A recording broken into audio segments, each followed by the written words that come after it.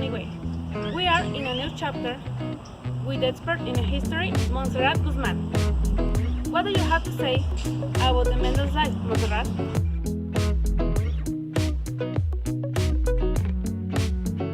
Of modern genetics was born in 1822 in a German family that had a farm in a little town of the Austrian Empire, in which he worked like a gardener and a beekeeper during part of his life.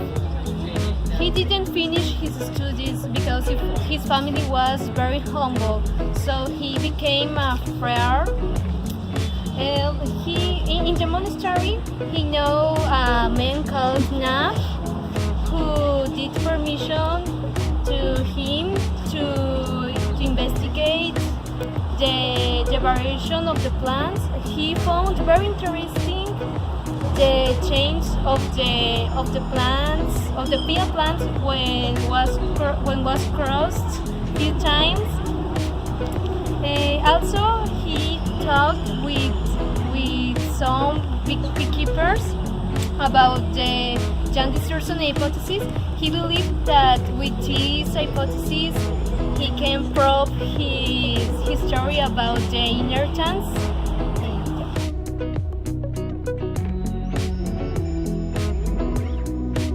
Thank you, Monte. Now go to the scientifics. Today we'll go to travel in the time to meet Mendel.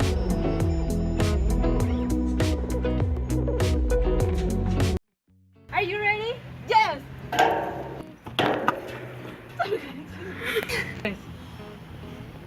Where are we? Apparently, we are in the past. Is he Mendel? Who are you?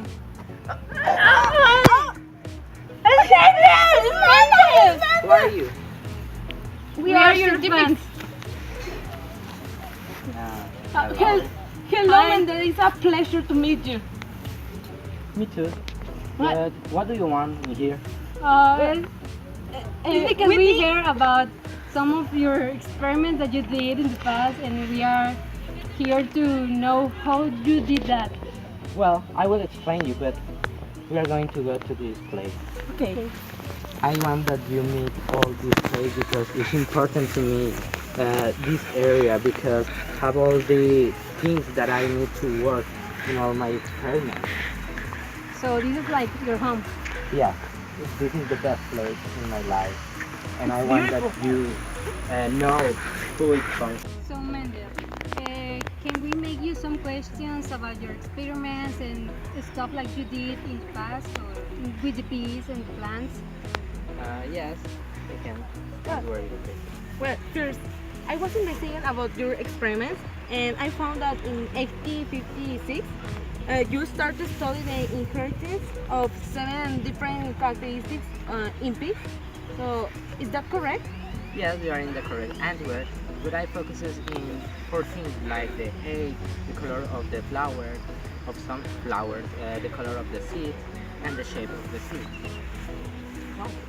So I heard that you laid the foundation of the science and of genetics, and based on this, you discovered the basic principles of the hereditary. Yes. Yes, I discovered a lot of things, and I don't know exactly when it happened, but I discovered it, and I like that in the future I will be recognized for this discovery. Well, I know that the first law is called the law of regeneration, and this states that that you have 2 copies of a gene and separate when an individual makes gametes. Is it correct? And how can you prove that? Well, I explained it all in my diary. I express all the things that I discovered. And the first thing that you say is correct, yes. If gamete receives only 1 copy, I will explain you how it functions and how this relation with all my results. And the most important thing of my experiments, obviously. Well, I found you established lines of bees with 2 different characteristics, such as large versus low. So my second question is, what were your results in the experiment? Well, in this case I found very similar pattern of inheritance. for the characteristics that I study. So it means that it will be repeated for some genes in specific.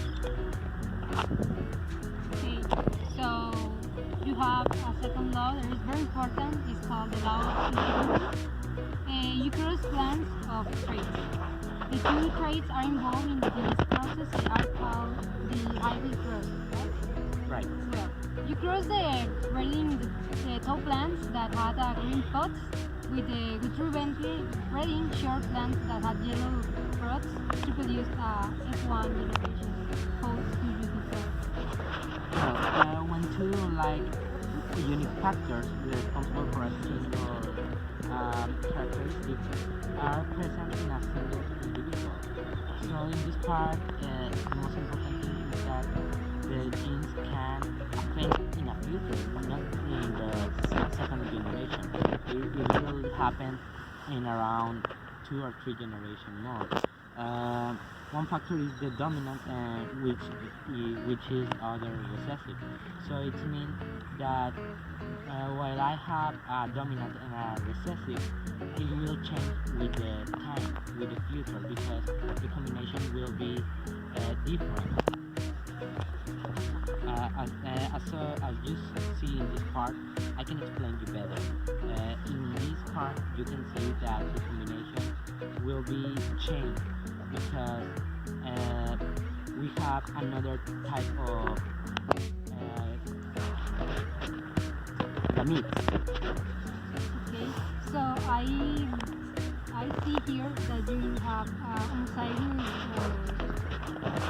gametes with a recessive. This is from the first generation because you have here the parents, right? Yeah, in the first part, in the generation, we have 2 homozygous gametes. Then we have a combination of both. And then in the next cross of in the second generation, we will have a combination of the combination. So it means it's difficult to assimilate at the beginning, but then you can understand how it functions and how the combination will affect in the future, because always will appear new shapes, new colors, and new ways to express the genes or the gametes that present as it. Okay, for that reason we have more gametes here and here because it's a combination between the last generation, they combine and form new ones, right? And also this, I understood that the other ones are only a probability, and more like this will be like this. So it's only a probability that can occur. In this case, it's a probability, only probability, because it can change.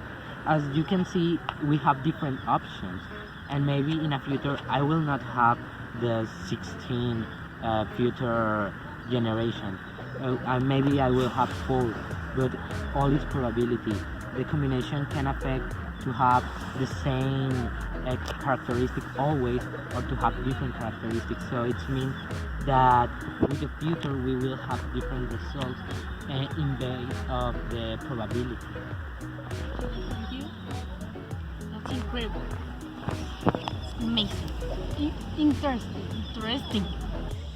Okay, Mendel, but we have to go to our home. Thank you for coming to here and talk with me about all the advances that I will have in my experiment. Thank and you. How the people recognize my experiment as something important in the world. Thank you so much for your time. Bye, Mendel. Goodbye.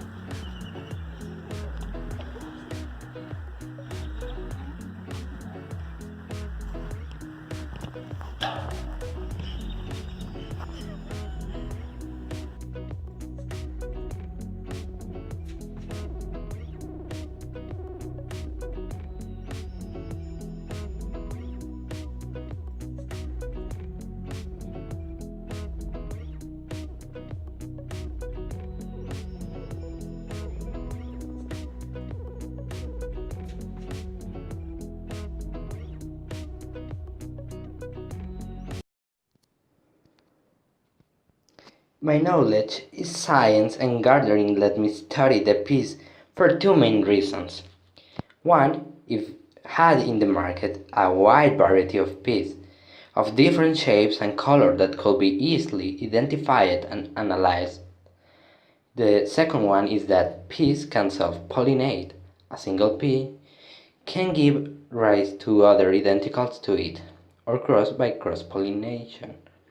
Get to cross two pea plants at will, cross-pollination, or let them pollinate themselves. They were also cheap and easy to obtain.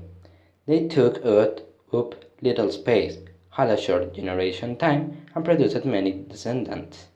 I start my experiment by choosing two pea plants that differ in some characteristics. The type of seeds, like for example the color, if they are yellow or green, and another characteristic like the shape of the seed. And in another case is the color of some flower.